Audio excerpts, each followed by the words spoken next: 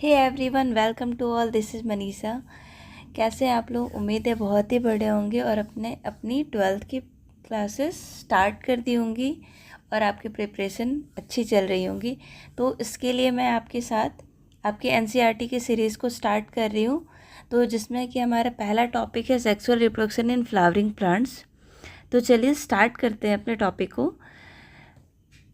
हमें पता है, हमने क्लास 11th में प्लांट किंगडम में पढ़ा था। एंजियोस्पर्मिक प्लांट्स के फीचर्स होते हैं, इन्हें हम लोग फ्लावरिंग प्लांट्स भी कहते हैं, क्योंकि यहाँ से फ्लावर्स दिखना स्टार्ट हो जाते हैं हमें। तो जितने भी फ्लावरिंग प्लांट्स होते हैं वो एंजियोस्पर्म के ग्रुप में आते हैं। तो यहाँ पे देखो, सेक्सुअल रिप्रोडक्शन इन प्लांट्स हम लोगों को दिखाई देता है। इसके साथ ही हम लोग फ्लावर्स का और प्लांट्स का कहाँ पे यूज़ करते हैं। तो ये देखो, हमने सेंट बनाने में, परफ्यूम्स बनाने में, और इनके कलर्स की वजह से हम लोग इनसे अट्रैक्ट हो जाते हैं। तो ये साथ ही साथ सेक्सुअल रिप्रोडक्शन में तो प्लांट्स को सपोर्ट कर रही है और ये हमारे यूज़ भी आ रहे हैं। तो flowers do not exist only for us to be used for our own selfishness. All flowering plants show sexual reproduction. तो जितने भी फ्लावरिंग प्लांट्स होते हैं वो सेक्सुअल रिप्रोडक्शन शो करते हैं। ठीक है, तो देखिए यही हमने कहा अभी। इस चैप्टर में हम लोग फ्लावर्स के मॉर्फोलॉजी, उनके स्ट्रक्चर, मॉर्फोलॉजी इट मीन्स उनके बाहरी स्ट्रक्चर को हम लोग समझने वाले हैं। उनके स्ट्रक्चर को देखकर उनके प्रोसेस ऑफ सेक्सुअल रिप्रोडक्शन को देखना है, और फ्लावरिंग प्लांट्स को ही हमने एंजियोस्पर्म के ग्रुप में बांटा है। तो चलिए स्टार्ट करते हैं। तो इसमें ना फ्लावर्स को हम लोग फैसिनेटिंग ऑर्गन ऑफ एंजियोस्पर्म भी कहते हैं। इसके पैरेलल हमने ये देखा है कि हम लोग as a human being flowers का अपने इंटीमेट रिलेशनशिप को और साथ ही साथ अपने फीलिंग को एक्सप्रेस करने के लिए, साथ ही सोशल, रिलीजियस ऐसे वैल्यूज़ के टाइम भी हम लोग फ्लावर्स का यूज़ करते हैं। सो एनसीईआरटी कहती है flowers are object of aesthetic, ornamental, social, religious and cultural values. Like हम लोग इसे पूजा पाठ में फॉर ऑर्नामेंटल मीन्स सजावट के लिए, एस्थेटिक लुक के लिए यहाँ पे हम लोग इनका यूज़ करते हैं। एंड साथ ही हम लोग अपने फीलिंग को शेयर करने के लिए, like love, affection, happiness, grief, इन सभी में हम लोग इनका यूज़ करते हैं। सो आपके लिए एनसीईआरटी की तरफ से एक क्वेश्चन है, कोई भी 5 यूजेस आप लोग फ्लावर्स का बताओगे जिसमें हम लोग उनका ऑर्नामेंटल वैल्यूज़ देखते हैं।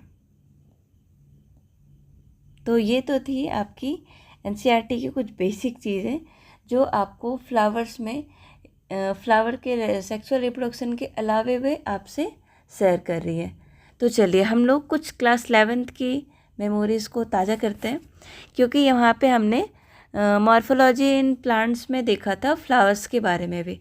तो चलिए इसको स्टार्ट करने से पहले मैं आपको बता दूँ, मॉर्फोलॉजी के अकॉर्डिंग यहाँ पे हमने ना फ्लावर्स के 4 होल को देखा है।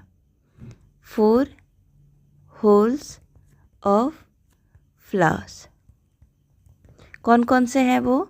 तो चलिए, पहला है हमारा सेपल, और इनके ग्रुपिंग को हम लोग कैलिक्स भी कहते हैं। देन दूसरा होल है हमारा पेटल, इनके ग्रुपिंग को हम लोग कोरोला भी कहते हैं।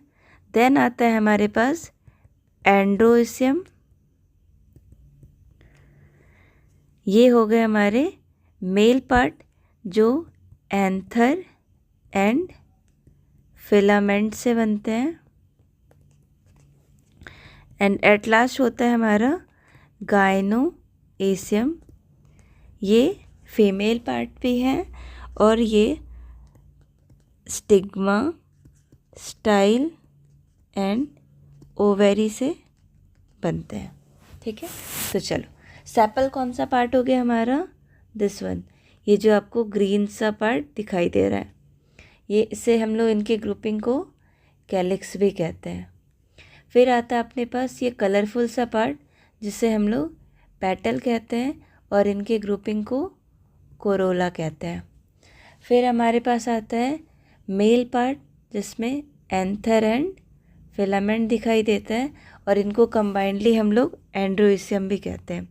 फिर आता है अपने पास फीमेल पार्ट और gynoecium part, stigma, then this filamental part is known as style और एट लास्ट ये हमारे सबसे नीचे ओवरीज के पार्ट दिखाई देते हैं और इन ओवरीज के अंदर ओव्यूल भी प्रेजेंट होते हैं।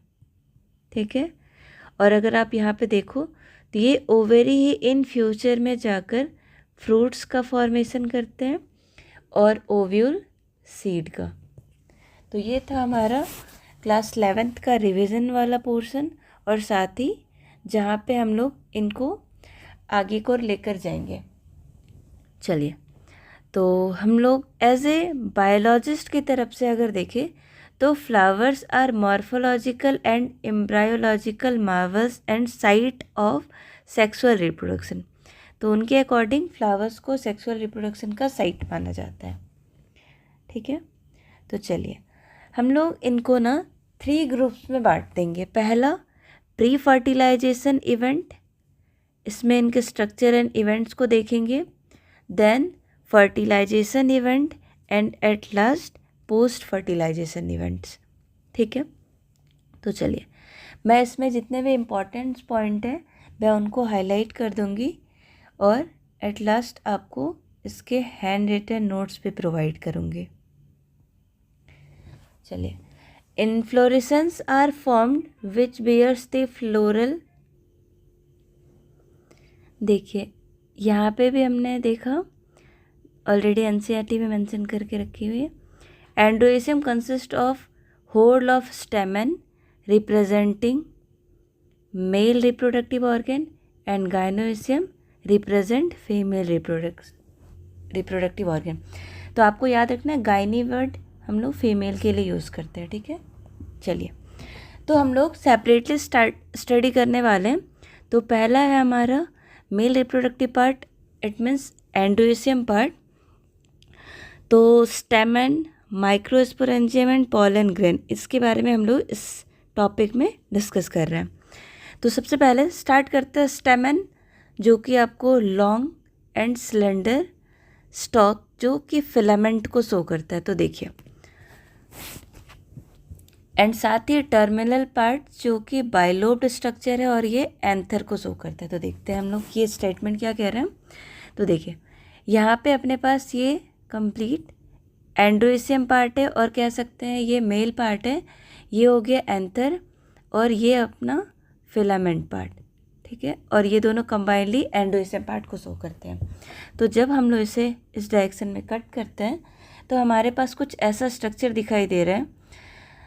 यहाँ पे ये पोर्शन ही है जो कि हमें मेल गैमेट को फॉर्म करता हुआ दिख रहा है और इस पार्ट को हम लोग कहते हैं पॉलन सैक, जहाँ पे इनका फॉर्मेशन हो रहा है, और पॉलन ग्रेन जो कि मेल गैमेट को शो करता है। ठीक है, तो चलिए, ए typical angiosperm anther is bilobed. Bilobed यहाँ पे 2 लोब को दिखा रहे हैं। ठीक है, this one first lobe and second lobe, each lobe having 2 theca.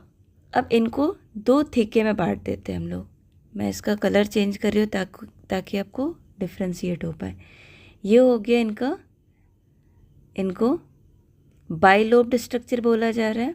ये 2 पार्ट में ये डिवाइडेड है और इनके ईच पार्ट में, ईच लोब में डायथीकस हमें दिखाई देते। ये 1 and 2, 1 and 2, ये दोनों। तो टोटल हो गए आपके 4। Often A longitudinal groups run length wise separating the theca. तो ये जो थीका है इसको सेपरेट करते हैं। फिर हमारे पास आता है the bilobed nature of anther is very distinct in transverse section of anther. तो जब इसे हम लोग ट्रांसवर्स सेक्शन में कट करते हैं तो ये हमें विजिबल होते हैं। तो देखिए,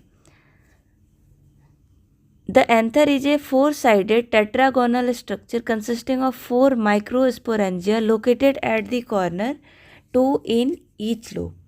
तो माइक्रोस्पोरेंजिया जिसे हम लोग आगे के डायग्राम में देख रहे हैं, ये फर्दर डेवलप होते हैं और पॉलन सैक को बनाते हैं।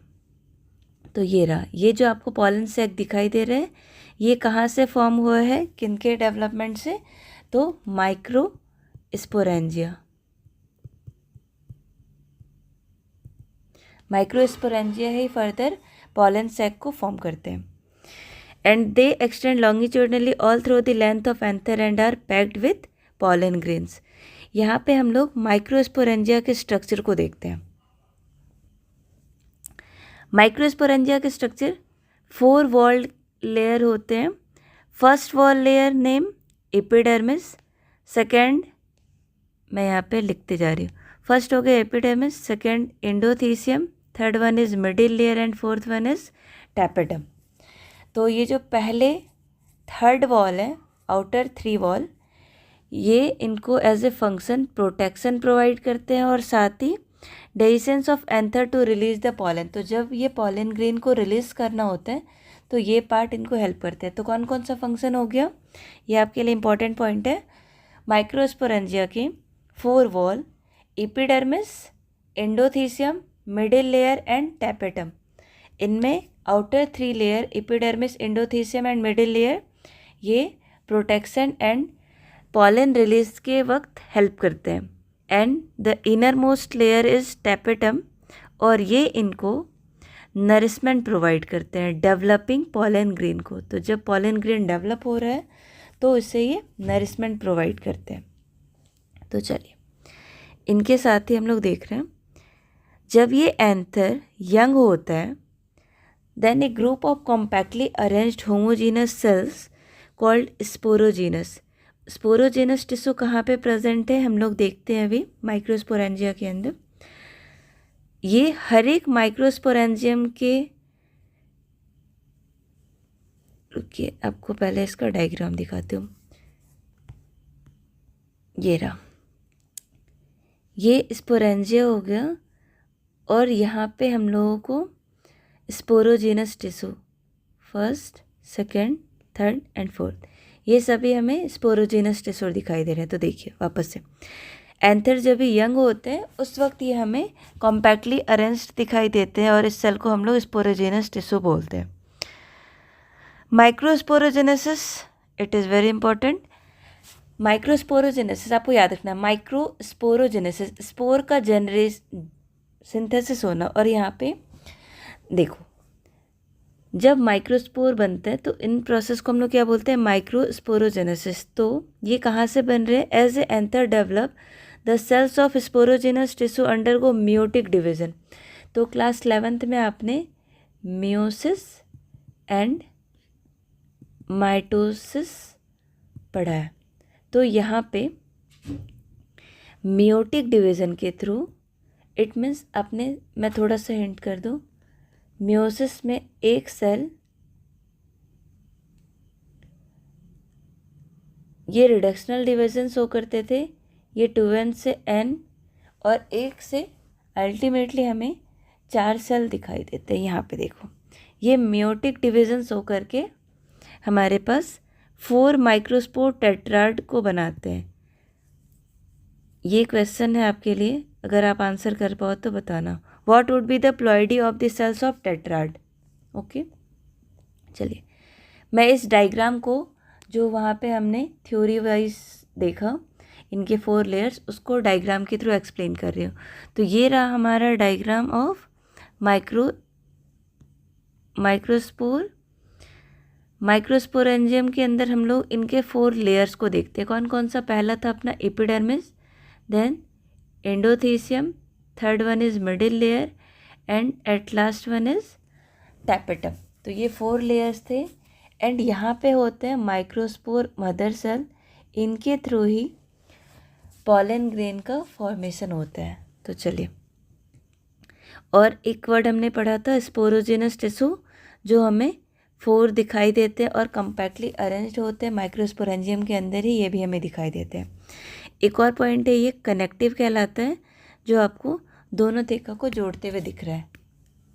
ठीक है, तो चलिए, ये है जब ये एंथर डिसेंड कर रहे होते हैं तो ये पोर्शन जहाँ से ये पॉलन रिलीज हो सकते हैं आउटसाइड। तो ये है आपका थर्ड लेयर, थर्ड डायग्राम, ए मैच्योर डेसेंट एंथर। उम्मीद है आपको समझ में आ रहा होगा। और फिर रिमाइंडर, जिसमें कि अगर आपको डाउट हो तो आप कमेंट में पूछ सकते हो। चलिए, as each cell of sporogenous tissue is capable of giving rise to a microspore tetrad, तो हर एक स्पोरोजेनस टिश्यू से हमें माइक्रोस्पोर टेट्राड दिखाई दे सकते हैं। चलिए,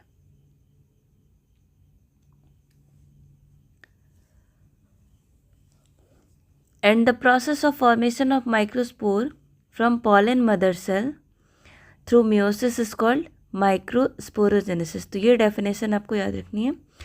formation of microspore from pollen mother cell through meiosis is called microsporogenesis। Now the microspore as they are formed are arranged in a clusters of four wall। In wall को क्या कहते हैं हम लोग? four cells, sorry, in a cluster of four cells, microspore tetrad। And as the anther mature and dehydrate, the microspore dissociate from each other and develop into pollen grain। तो यहाँ से अपना pollen grain तैयार हो जाता है और हर एक माइक्रोस्पोरेंजिया के अंदर थाउजेंड्स ऑफ माइक्रोस्पोर, और इसी को हम लोग pollen grain भी कहते हैं, ये फॉर्म्ड होते हैं। एंड आफ्टर मैचुरेशन ये डेसेंस कर जाते हैं या रिलीज हो जाते हैं एंथर से बाहर की ओर। तो देखो ये हो गया, ये अब रिलीज हो रहा है ये पॉलन ग्रेन, ठीक है। चलिए, अब हम लोग यहाँ से आते हैं मेल गैमेट और पॉलन ग्रेन, और इसे ही हम लोग माइक्रोस्पोर भी कहते हैं। तो चलिए, the pollen grain represent the male gametophyte. Okay, तो अगर आपने चाइना रोज़ या हिबिस्कस फ्लावर्स को देखा होगा तो वहाँ पे आपको येलो सा डस्टी पार्ट कुछ दिखाई देता है। अगर आपने नहीं देखा तो एक बार आपके आसपास अगर आपको चाइना रोज़ या हिबिस्कस फ्लावर्स दिखे तो आप उसके टॉप पार्ट को देखना, और उसके पैरेलल आपको वाइट सा पाउडर लाइक स्ट्रक्चर कुछ दिखाई देगा। तो आप वो जो येलोइश पार्ट है वो आपको पॉलन ग्रेन शो करता है, जो है अपना मेल गैमेटोफाइट और माइक्रोस्पोर और साथ ही पॉलन ग्रेन। चलिए, तो ये पॉलन ग्रेन कैसा होता है, कितने साइज़ का होता है? अगर आप इसे देखोगे तो बहुत ही अमेज हो जाओगे, क्योंकि ये बहुत ही सुंदर सा हमें माइक्रोस्कोप के अंदर दिखने को मिल सकता है। क्लास 12th में आपको एक प्रैक्टिकल भी है जिसमें कि आपको पॉलन ग्रेन को अंडर माइक्रोस्कोप देखना है बहुत अच्छे से। तो आप इसको देखना, बहुत ही कलरफुल सा आपको दिखाई देगा, डिफरेंट से लेयर। चलिए, पॉलन ग्रेन के फीचर्स को हम लोग देखते हैं। पॉलन ग्रेन्स का size generally 25 to 50 micrometre diameter में हो सकता है। साथ ही इनके 2 लेयर्स होते हैं। इनके वॉल के आउटर लेयर को हम लोग कहते हैं एक्साइन, और ये हार्ड लेयर होते हैं, ये स्पोरोपोलेनिन के बने होते हैं। इसकी वजह से, क्योंकि ये स्पोरोपोलेनिन के बने होते हैं, ये मोस्ट रेसिस्टेंट ऑर्गेनिक मटेरियल अभी तक जाने जाते हैं, क्योंकि ये high temperature and strong acid, साथ ही अल्कली नेचर, इन सभी को ये झेल जाते हैं या सह जाते हैं, जिसकी वजह से इनको कोई भी इवन कोई एंजाइम भी डिग्रेड नहीं कर सकता अब तक। Pollen grain exine has prominent aperture called germ pore. तो हमें यहाँ पे पॉलन ग्रेन के पास जो हमें एक्साइन का लेयर दिखाई देता है, वहाँ पे एक प्रोमिनेंट मीन्स उभरा हुआ, यहाँ पे एक स्ट्रक्चर आपको दिखाई देगा जिसे आप कहोगे जर्म पोर। यहाँ पर स्पोरोपोलेनिन एब्सेंट होता है, ठीक है, इम्पॉर्टेंट पॉइंट है। और यहाँ से क्योंकि ये स्पोरोपोलेनिन के बने होते हैं, तो पॉलन ग्रेन को एज ए फॉसिल्स प्रिजर्व किया जा सकता है, ठीक है। तो ये आपके पास क्वेश्चंस के फॉर्म में आ सकते हैं। देन सेकेंड लेयर, क्योंकि फर्स्ट लेयर हो गया आपका एक्साइन एंड सेकेंड लेयर होता है इंटाइन, इसे हम लोग इनर वॉल भी कहते हैं। ये थिन होते हैं, कंटिन्यूअस लेयर होते हैं। कंटिन्यूअस इसलिए क्योंकि देखो एक्साइन लेयर कंटिन्यूअस नहीं थे, बीच में वहाँ पे आपको जम्प स्पोर दिखाई दिए। So intine is a thin and continuous layer made up of cellulose and pectin. तो आपको याद रखना है, exine is made up of sporopollenin and intine is made up of cellulose and pectin. चलिए, the cytoplasm pollen grain is surrounded by a plasma membrane. When the pollen grain is mature, is contained two cell. कौन कौन सा cell? First one is vegetative cell and second one is generative cell. आपको दिखाई देना है। Vegetative cells is bigger and has abundant food reserve. तो देखो यहाँ पे आपको दो सेल दिखाई दे रहे हैं। First one is vegetative and second one is generative. तो इनमें से देखो वेजिटेटिव सेल्स बड़े हैं, साथ ही इनके पास इनफ और अबंडेंट फूड रिजर्व है, साथ ही इरेगुलर शेप के न्यूक्लियस प्रेजेंट है। और जेनरेटिव सेल स्मॉल है कंपैरेटिव एंड फ्लोट कर रहे हैं इस साइटोप्लाज्म में, और साथ ही ये स्पिंडल शेप्ड साइटोप्लाज्म और न्यूक्लियस भी कैरी कर रहे हैं, ये जेनरेटिव सेल। चलिए, देन आता है अपने पास पॉलन ग्रेन के बहुत सारे स्पीसीज एलर्जी शो करते हैं। जैसे बहुत सारे पर्सन एलर्जिक हो सकते हैं, तो पॉलन ग्रेन एलर्जी करते हैं, जिसमें कि ब्रोंकियल एफ्लिक्शंस इन सम पीपल हमें दिखने को मिलते हैं। लाइक उन्हें सांस लेने में दिक्कत ऐसे हमें दिखने को मिल सकते हैं just because of allergy due to pollen grain. Next होता है अपने साथ chronic respiratory disorders like asthma and bronchitis भी हमें दिखने को मिलता है। और ये पार्थेनियम और कैरेट ग्रास, इसे हम लोग ध्यान में रखेंगे क्योंकि ये क्वेश्चन नीट में कभी पूछा हुआ है। ठीक है, as a contaminant with imported wheat has become ubiquitous in occurrence and causes pollen grain. Ubiquitous means almost सारी जगह पे पाए जाना, तो ये मेनली एलर्जी कॉज करते हैं। ठीक है, तो आपको याद रखना पार्थेनियम और इसे कैरेट ग्रास भी कहते हैं। चलिए, अब ये तो पॉलन ग्रेन की कुछ नेगेटिव बातें। अब इनकी पॉजिटिव बातें ये है कि पॉलन ग्रेन न्यूट्रिएंट रिच होता है, जिसकी वजह से इसे as a food supplement use किया जाता है। साथ ही इनके टैबलेट्स बनते हैं और इनको सिरप के रूप में यूज़ किया जाता है। साथ ही इनको ऐसा क्लेम किया जाता है कि एथलीट्स और जो रेस हॉर्स के होते हैं उसमें इनको एज ए उनके परफॉर्मेंस को एनहांस करने के लिए या इंक्रीज़ करने के लिए यूज़ करते। तो साथ ही यहाँ पे एक लास्ट टॉपिक है हमारा आज के डे का, जिसमें कि हम लोग देख रहे हैं कि ये जो पॉलन ग्रेन है ये अपने वेबिलिटी को कितने दिनों तक रिटेन कर सकते हैं, या शॉर्ट टर्म होता किनका लॉन्ग टर्म होगा, यहाँ पे देखते हैं। सो when once they are set, pollen grains have to land on the stigma before they lose viability. It means जब ये pollen grain एंथर से रिलीज़ हो जाते हैं तो इनको स्टिग्मा तक पहुंचना। स्टिग्मा हो गया हमारा फीमेल पार्ट ऑफ फ्लावर्स। तो ये वहाँ तक पहुँचने से पहले इनका विएबिलिटी लॉस ना हो या लूज़ ना हो, क्योंकि इन्हें फर्टिलाइजेशन करना है। तो यहाँ पे हम लोग क्या देखते हैं, किसी सीरियल्स में, सीरियल्स या अनाज जैसे बोल सकते हो, like rice, wheat, pollen grains lose viability within 30 minutes of their release. It means ये 30 मिनट्स रिलीज़ होने तक में ही ये अपना विएबिलिटी लूज़ कर देंगे। तो इसके पहले इन्हें स्टिग्मा तक लैंड कर जाना होता है। And in Leguminosae, Solanaceae they maintain viability for months. It means Leguminosae plants हो गए जो दाल के हो गए, वैसे ही इनमें हमें विएबिलिटी अप्रॉक्स मंथ्स तक भी देखने को मिल सकते हैं। साथ ही एक इम्पॉर्टेंट टर्म्स जो कि नीट में पूछा गया है और आपके बोर्ड के लिए भी इम्पॉर्टेंट है,